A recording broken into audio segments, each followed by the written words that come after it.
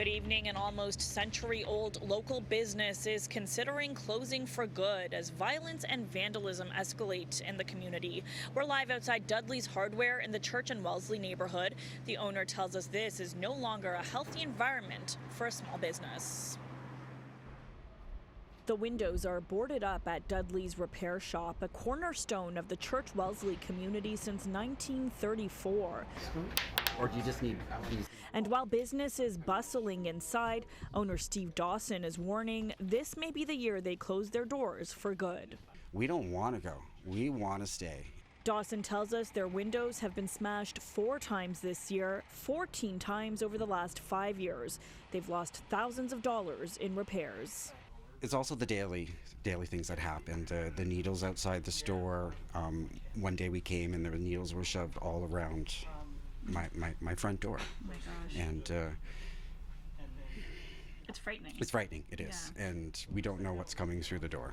We hear the doorbell and like I've said before, the hairs on the back of our necks stand up because we don't know what we're going to have to deal with. Members of the community tell us they've noticed a shift in the neighborhood in the past 5 years. We've seen sustained issues around the chronic level of homelessness, drug use, and mental health crises that are playing out on our streets. A lot of the community members here, we don't feel safe at all coming outside. The drug use has spiked a lot in the area. I'm not saying that that's what's causing the incidences, but a lot of the space doesn't feel safe anymore for us to walk through.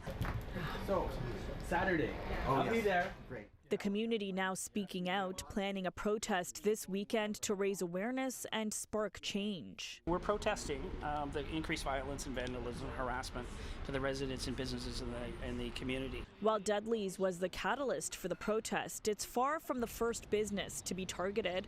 We're told Church Street Espresso has had their windows smashed at least 6 times in the last year and a half. And he's at a point where he has put up the wooden boards and covered it with grass because he just simply cannot afford to replace the glass anymore.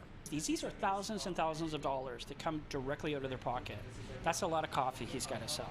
The local representatives for the ward say there are no easy solutions. Unless the government recognizes the crisis, and I would call it a mental health and addictions and a homelessness crisis, you're not going to be able to get to solutions. What we can do in the interim is perhaps try to get more mental health workers on the street, make sure the police have a presence, and make sure the laws are being enforced. It's never been an issue of somebody being homeless. It's the issue of the criminality, the violence, the harassment.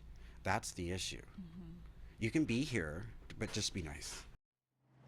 MPP Kristen Wong-Tam adds real bail reform is needed to ensure violent and repeated offenders are kept off the streets. Councillor Chris Moyse has also called an urgent meeting to take place on Friday between Dudley's, Toronto Police and the 519 to come up with actionable solutions. For City News, I'm Yazdani.